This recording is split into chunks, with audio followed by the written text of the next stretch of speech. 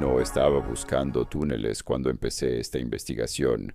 Estaba leyendo informes de ingeniería, no los proyectos de infraestructura modernos, no los metros ni los sistemas de alcantarillado, sino los informes que los ingenieros de construcción producen cuando encuentran algo que no esperaban encontrar, los informes de incidentes, los documentos que se archivan cuando una excavación revela algo que no corresponde con lo que los mapas geológicos predecían.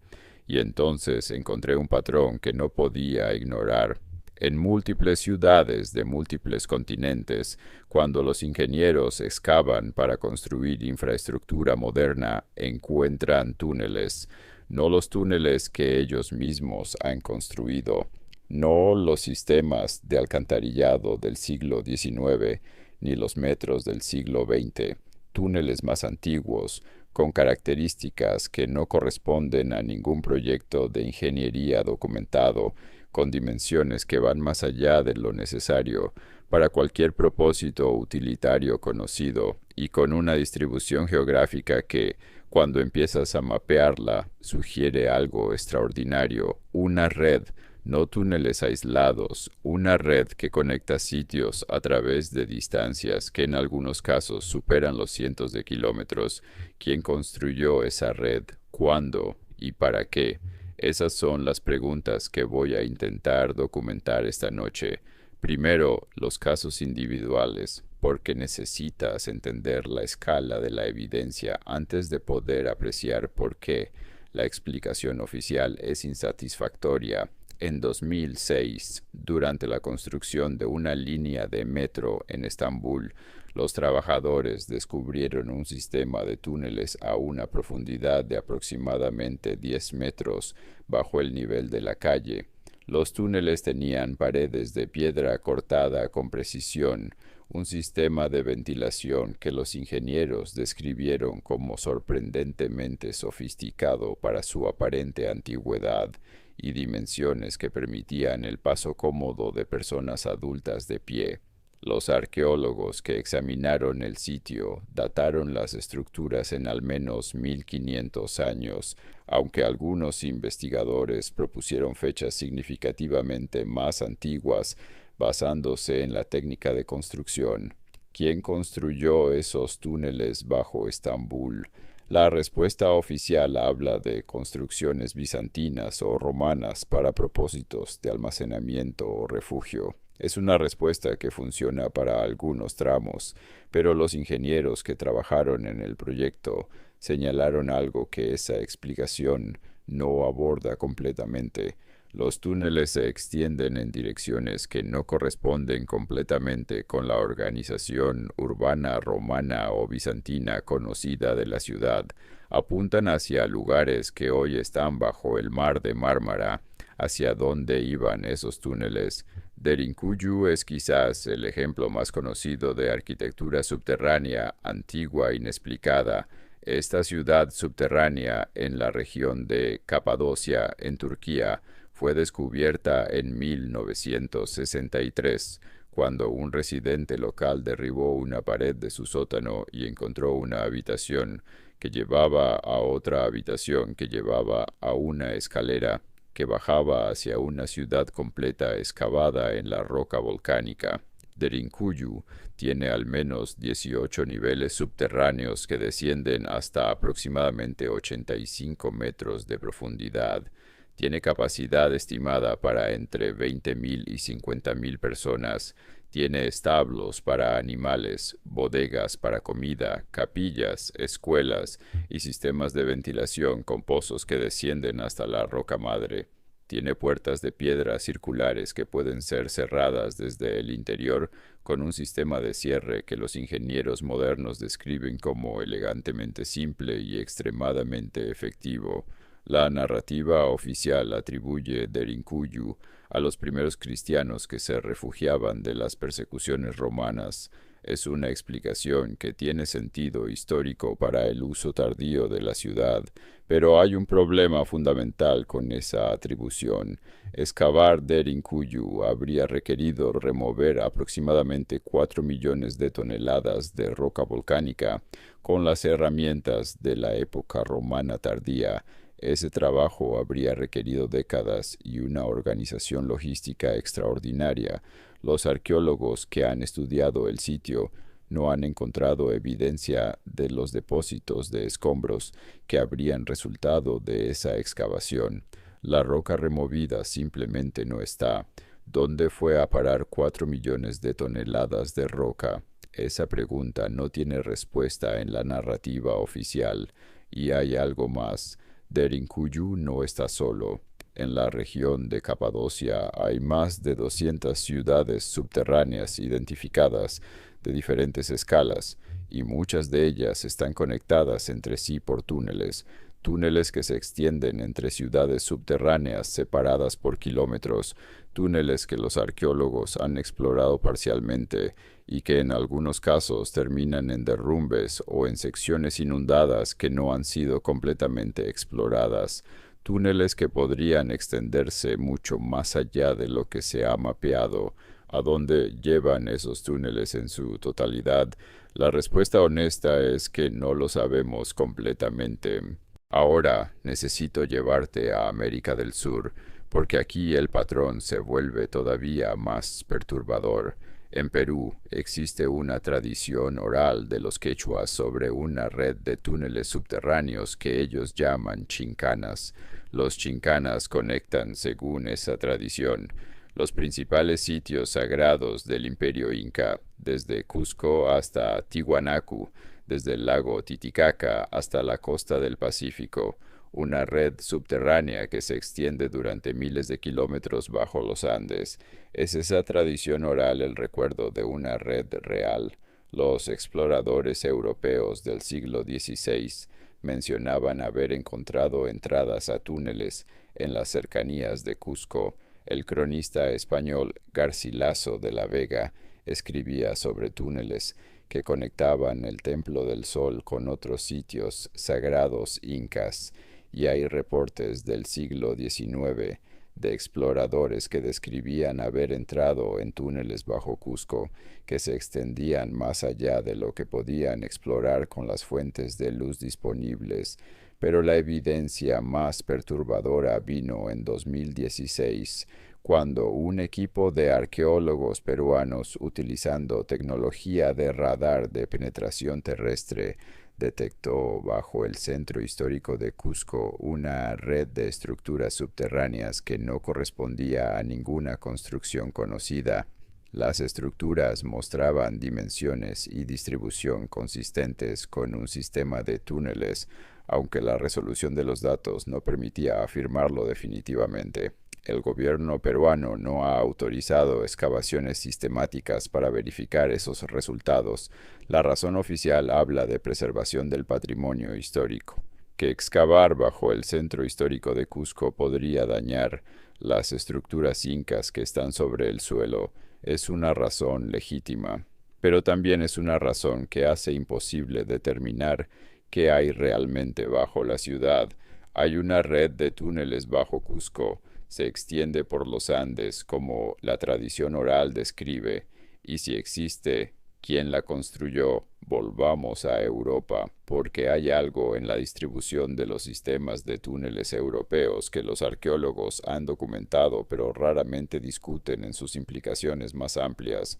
En Europa central y occidental, principalmente en Alemania, Austria y la República Checa, existe lo que los arqueólogos denominan los Erdstall. Son sistemas de túneles subterráneos de pequeñas dimensiones, con techos tan bajos que solo permiten el paso en posición de gateo o muy agachado, que aparecen en la región en grandes cantidades. Se han identificado más de 700 Erdstall en Alemania y Austria solamente. Su distribución es geográficamente coherente, se concentran en ciertas regiones y son más raros o ausentes en otras. Cuando fueron construidos los Erdstall, No se sabe con certeza. La datación de este tipo de estructuras es difícil porque no contienen materiales orgánicos que puedan ser datados por carbono 14 y porque el trabajo en la roca no deja huellas que permitan datación directa. Las estimaciones académicas oscilan entre la Edad Media y periodos significativamente más antiguos. ¿Para qué fueron construidos? Esa es la pregunta que los arqueólogos no han podido responder satisfactoriamente. Las teorías propuestas incluyen refugios, sistemas de almacenamiento, espacios rituales y rutas de escape. Ninguna de ellas explica completamente por qué alguien construiría cientos de kilómetros de túneles angostos en una región que no tenía necesidad obvia de ese tipo de infraestructura subterránea. Forman los Erztal parte de una red más amplia. Se conectan con los sistemas de túneles de Turquía, de Perú, de otras regiones del mundo. Nadie ha intentado sistemáticamente responder esa pregunta. Ahora necesito hablarte de algo que conecta todos los túneles que hemos discutido con la hipótesis más amplia que este canal ha estado explorando. Si existió una civilización global antes del siglo XIX, una civilización suficientemente organizada y técnicamente sofisticada para construir los edificios que hemos documentado, para crear las redes de torres que hemos explorado, para dejar las huellas arqueológicas que hemos rastreado, esa civilización habría necesitado infraestructura de comunicación y transporte a escala global, y la infraestructura de comunicación y transporte más segura, la más resistente a los eventos climáticos, la más difícil de destruir por cualquier catástrofe superficial, es la infraestructura subterránea. ¿Construyó Tartaria o la civilización que precedió a Tartaria una red de túneles que conectaba sus principales centros? ¿Es eso lo que los ingenieros encuentran cuando excavan en Estambul, en Capadocia, bajo los Andes, en Europa Central, los remanentes de una infraestructura global que sobrevivió a la catástrofe que destruyó la civilización que la construyó? No tengo prueba directa de esa conexión. Lo que tengo es una distribución global de sistemas de túneles antiguos sin explicación satisfactoria, con características técnicas que en algunos casos superan lo que deberían ser posibles, dado el periodo al que se les atribuye, conectando sitios que en varios casos corresponden a los mismos sitios donde hemos encontrado otras huellas de la civilización que la historia oficial no reconoce. El patrón no es coincidencia. Los patrones de esa consistencia y esa escala no son coincidencias, y cuando empiezas a ver el patrón en su totalidad, cuando conectas los túneles de Capadocia con los túneles bajo Cusco, con los Erztal de Europa Central, con los sistemas subterráneos de Estambul, la imagen que emerge no es la de fenómenos locales independientes, es la imagen de algo global, algo que fue diseñado con una visión que excede lo que cualquiera de las civilizaciones conocidas del período podría haber tenido. Permíteme ser preciso sobre lo que eso significa.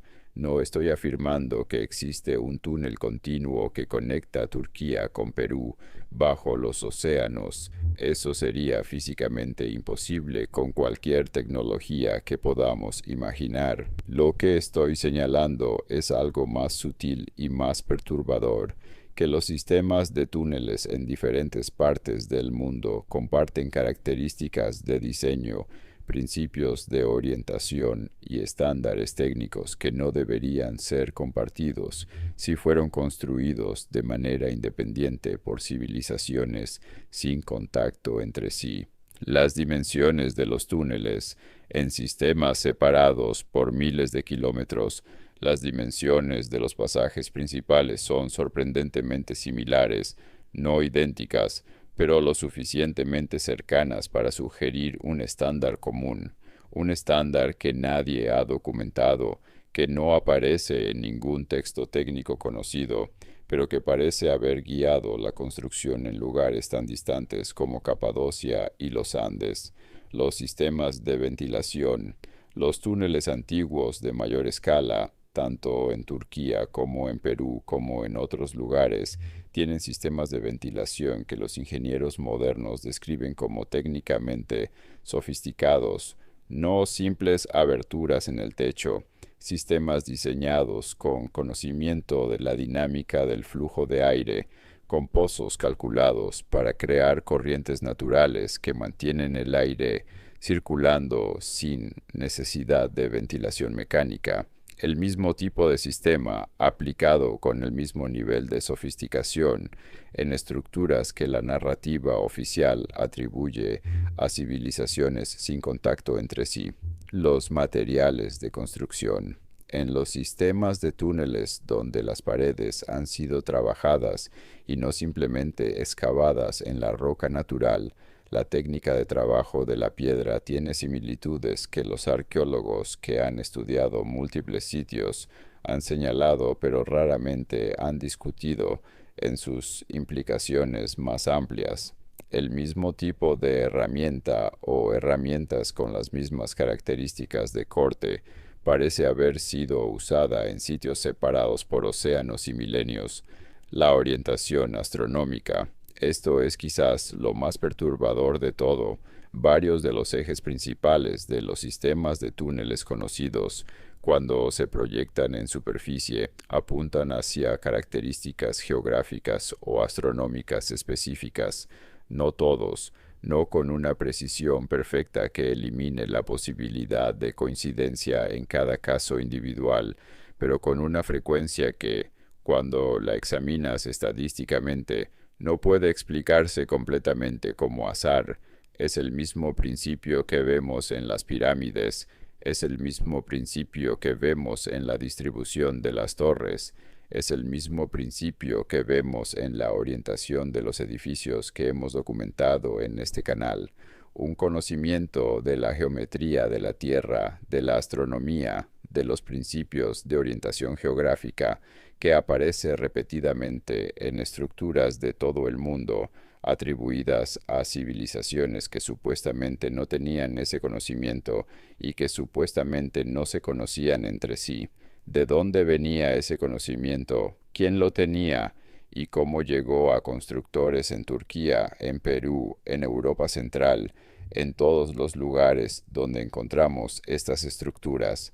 La respuesta que la hipótesis tartaria propone es simple en su formulación, aunque extraordinaria en sus implicaciones, que ese conocimiento venía de una fuente común, una civilización que existía antes de las que la historia oficial reconoce, que tenía ese conocimiento de manera sistematizada y que lo transmitió o lo implementó directamente en estructuras distribuidas por todo el mundo. Una civilización cuya infraestructura subterránea, construida para durar independientemente de lo que ocurriera en la superficie, sobrevivió a la catástrofe que destruyó todo lo demás que esa civilización había construido.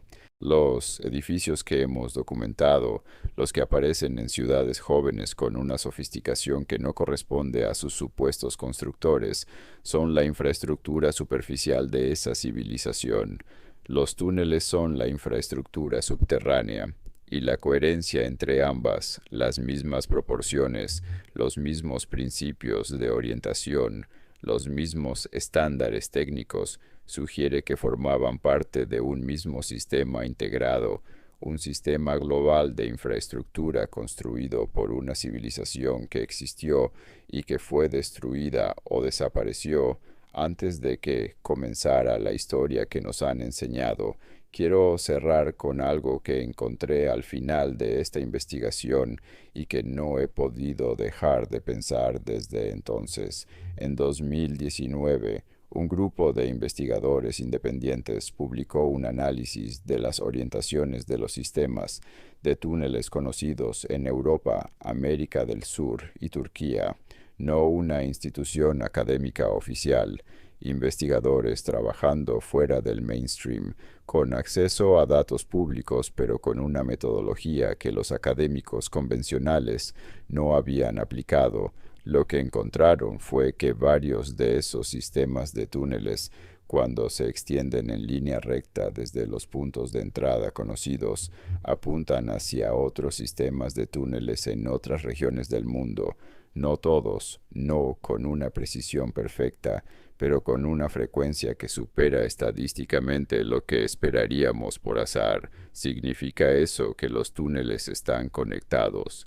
No necesariamente de manera directa, no a través de un túnel continuo que cruza océanos, pero podría significar que fueron diseñados siguiendo los mismos principios de orientación geográfica, los mismos principios que vemos en las pirámides, en las torres, en la arquitectura de los edificios que nadie construyó, un sistema global diseñado con una coherencia que implica un conocimiento de la geografía de la Tierra que ninguna de las civilizaciones conocidas del periodo al que se atribuyen esas estructuras debería haber tenido. ¿Quién construyó los túneles? ¿Para qué? ¿A dónde llevan en su totalidad? ¿Y por qué ningún gobierno ha autorizado una exploración sistemática y completa de los sistemas subterráneos que sus propios ingenieros siguen encontrando cada vez que excavan?